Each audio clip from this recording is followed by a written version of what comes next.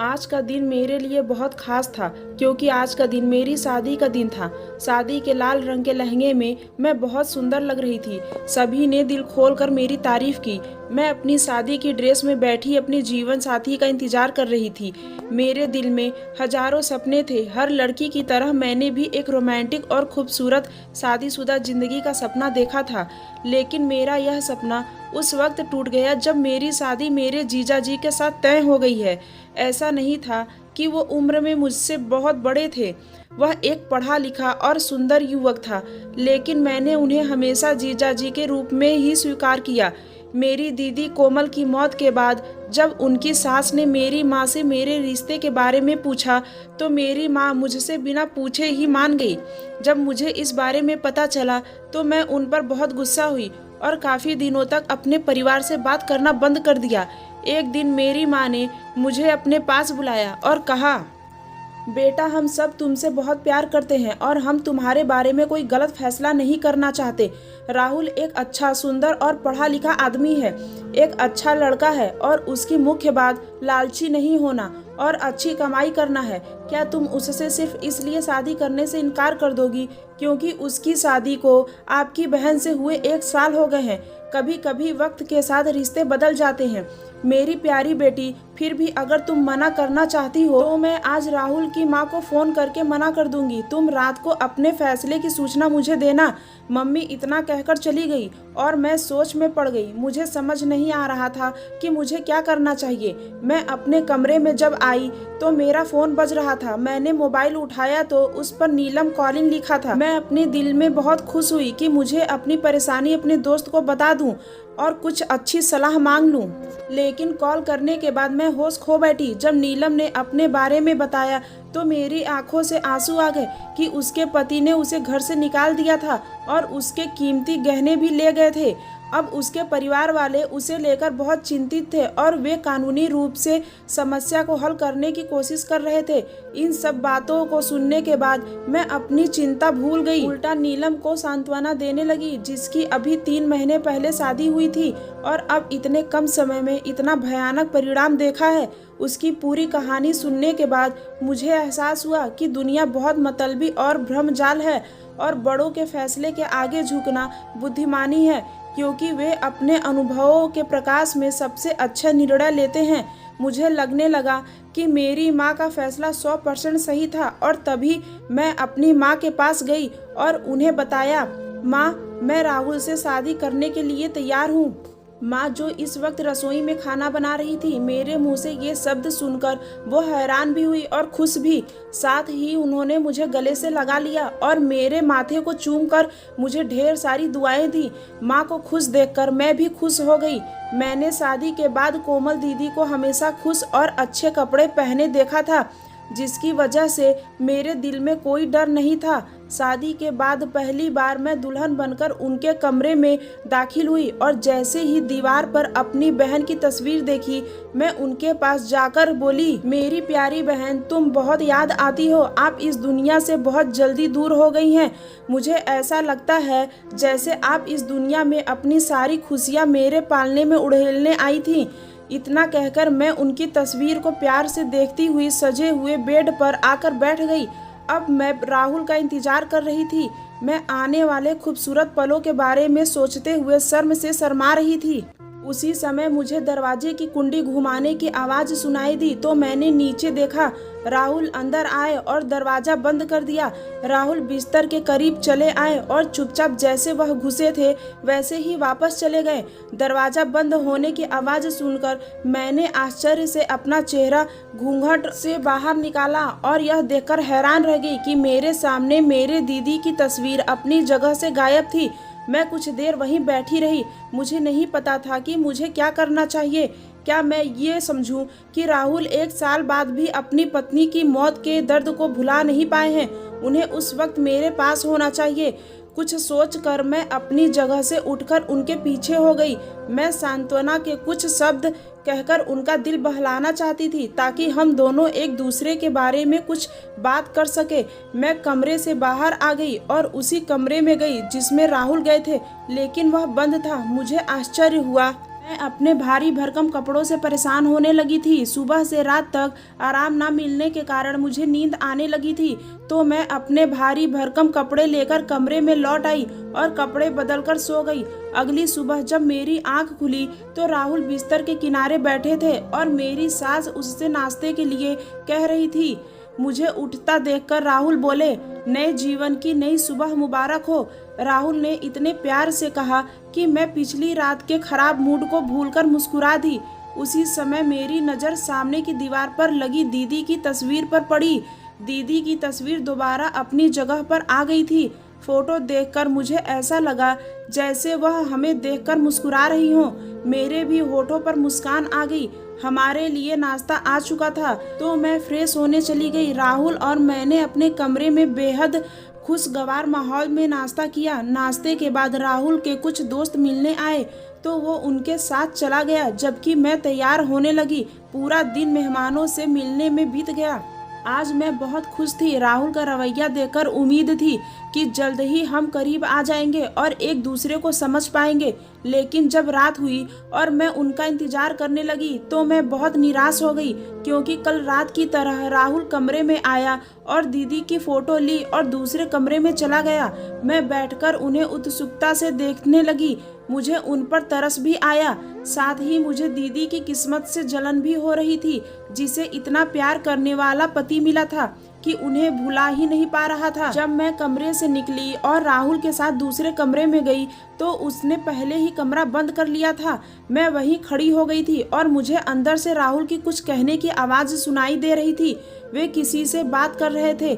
मैं दरवाजे पर कान लगाकर सुनती रही, पर कोई भी शब्द समझ नहीं आया। तब मेरी सास मुझे आती हुई दिखाई दी। उसने पूछा, क्या हुआ, तुम यहाँ क्यों खड़ी हो? अब मैं उन्हें क्या बताती कि 2 दिन की दुल्हन अपने पति के पीछे भाग रही है और वह उससे जान छुड़ाकर भाग रहा है। मेरी शक्ल देखकर मेरी सास खुद ही समझ गई और बोली, कोई बात नहीं, कुछ दिनों की बात है, फिर सब ठीक हो जाएगा। मैं निराशा से अपने कमरे में वापस आ गई और दीदी और राहुल के जीवन के बारे में सोचते हुए बिस्तर पर लेट गई।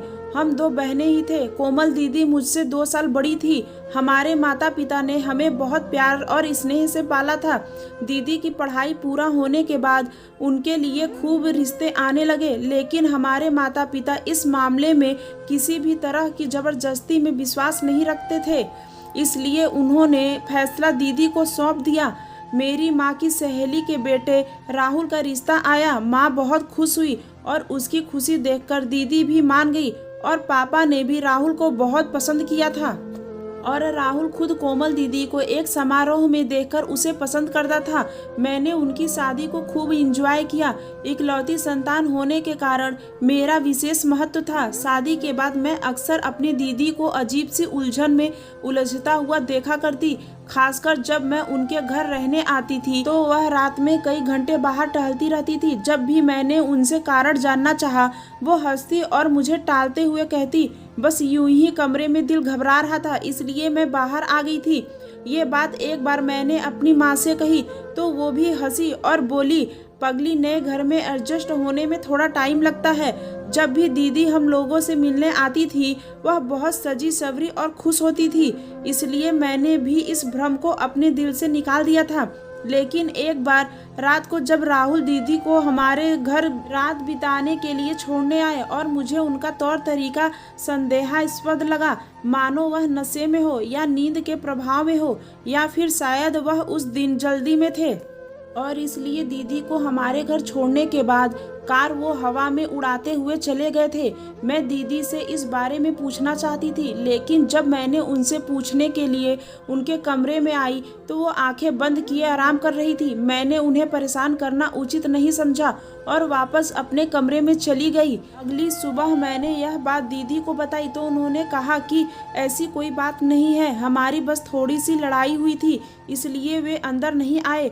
फिर 2 दिन बाद राहुल बहुत ही उत्सुकता से दीदी को लेने आया और उनसे माफ़ी भी मांगी। दीदी का जीवन बहुत अच्छा चल रहा था, लेकिन अचानक कुछ महीनों के बाद वो हम सबको रोता हुआ छोड़कर चली गई। उनके मौत की खबर हम सब पर बिजली गिरा गई। सास ने कहा था कि कोमल को अचानक सीने में दर्द हुआ, जो शायद दिल का दौरा था। जिसके कारण वह बच नहीं पाई। इस सदमे से बाहर निकलना हमारे लिए बहुत मुश्किल था, लेकिन क्रूर समय जो हर गम पर मरहम लगा देता है, कुछ समय बीतने के बाद हम भी जीवन में पहले माहौल में लौट आए। मेरे माता पिता ने राहुल से मेरी शादी इसलिए की ताकि मैं दीदी की तरह उनके साथ खुश रह सकूं, लेकिन उसका रवैया मेरी समझ से परे था। दिन में तो ठीक रहते थे और रात में दूसरे कमरे में दीदी की फोटो ले जाते और उससे बात करते थे। मैं उनका दुख बांटना चाहती थी, लेकिन मुझे यह मौका अभी तक नहीं मिला था। मैं इन्हीं ख्यालों में सो गई। मैंने बहुत ही अजीब सा सपना देखा। मैंने देखा कि अंधेरे कमरे में दीदी की सिसकियां गूंज रही थी। मैं अंधेरे कमरे में अपने दोनों हाथों से दीदी को छूने की कोशिश में इधर उधर घूम रही थी, लेकिन मैं दीदी को नहीं छू पा रही थी। तुम मेरे सामने क्यों नहीं आ रही हो? मैंने थक कर कहा तो वह रो पड़ी। तुम मुझे तभी छू सकती हो अगर मुझे इंसाफ दिला दो। मेरी बहन, तुम मुझे इंसाफ दिला सकती है। इससे पहले कि मैं दीदी की बात समझ पाती या उनसे कुछ पूछ पाती, मेरी आंखें खुल गई। कमरे में हर तरफ अंधेरा था। शायद लाइट चली गई थी। यह किसी खराबी के कारण बंद थी। मेरा पूरा शरीर पसीने से लथपथ था और मेरी सांसें जोर जोर से चल रही थी, लेकिन मुझे किसी बात की परवाह नहीं थी। मेरे दिमाग में सिर्फ दीदी की बातें गूंज रही थी। एक बात तो मैं आप लोगों को बताना भूल ही गई कि मेरी बहन बहुत ही धार्मिक थी। वो हर भक्त भगवान की पूजा उपासना में लगी रहती थी। कभी कभी तो मैंने रात में भी भगवान जी के सामने हाथ जोड़कर खड़े देखा था। अगली सुबह राहुल के बाहर जाने के बाद मैं बराबर वाले रूम में आ गई। मैं देखना चाहती थी कि वहाँ क्या था। कमरे में अंदर आई तो देखा इस कमरे में एक सोफा सेट और एक अलमारी के अलावा कोई फर्नीचर नहीं था।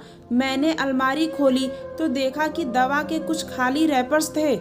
मैंने उन्हें उठाया और उल्टा कर दिया। ये शायद दीदी की दवाएं थी, क्योंकि मैंने अक्सर उन्हें उनके बैग में देखा था। पहले तो मैंने ध्यान नहीं दिया, लेकिन इस दवा का नाम पढ़कर मैं दंग रह गई। लेकिन फिर मैंने सोचा कि शायद मुझे कुछ गलतफहमी हो गई है, इसलिए मैंने वह रैपर वहीं रख दिया।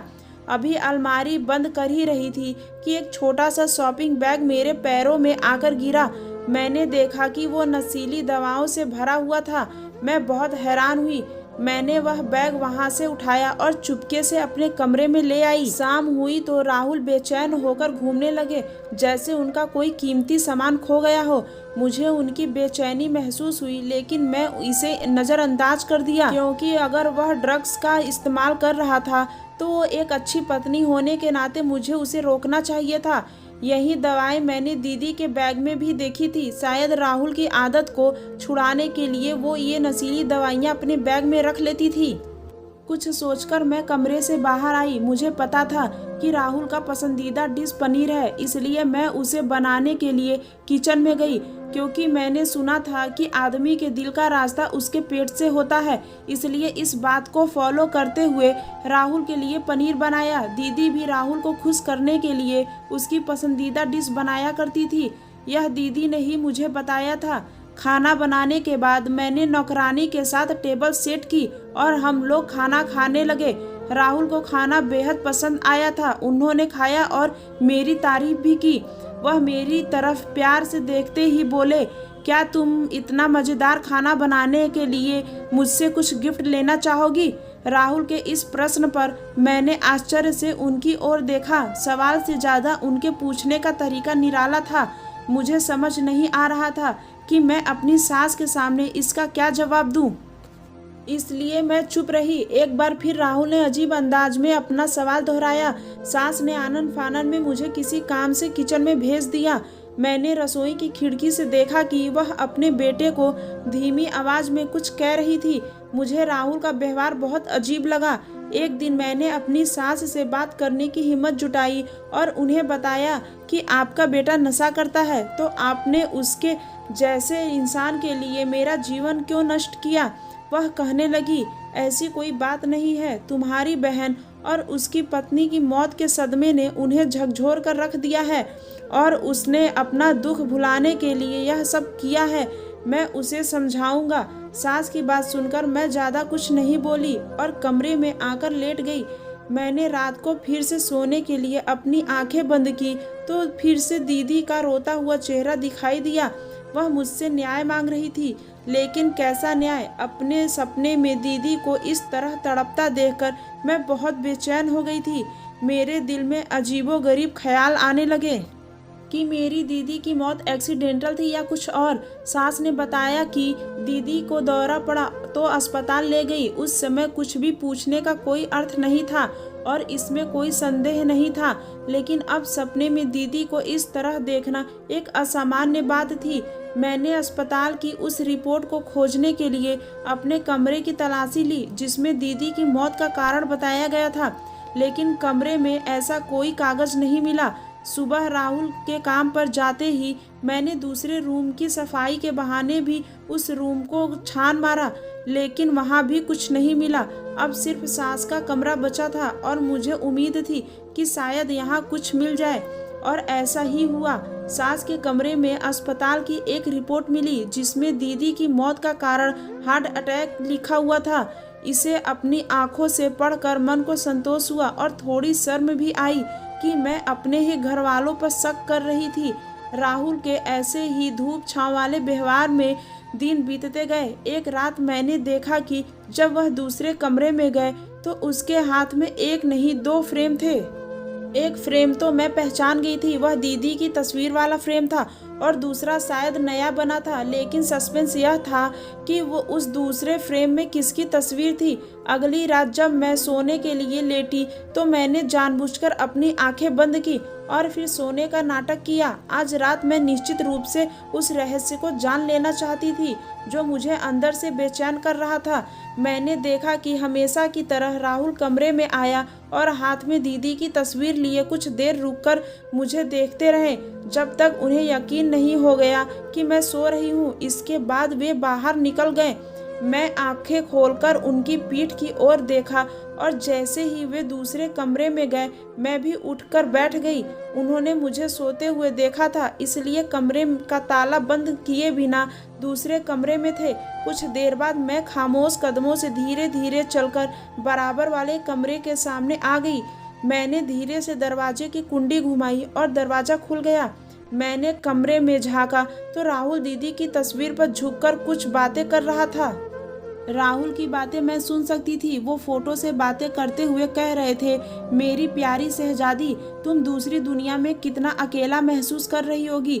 मैं तुम्हें उदास नहीं देख सकता और जल्द ही तुम्हारा अकेलापन दूर कर दूंगा। बस थोड़ा इंतजार करो। इतना कहकर राहुल ने अपनी गोद से एक और तस्वीर उठाई और दीदी की तस्वीर के साथ लगा दी।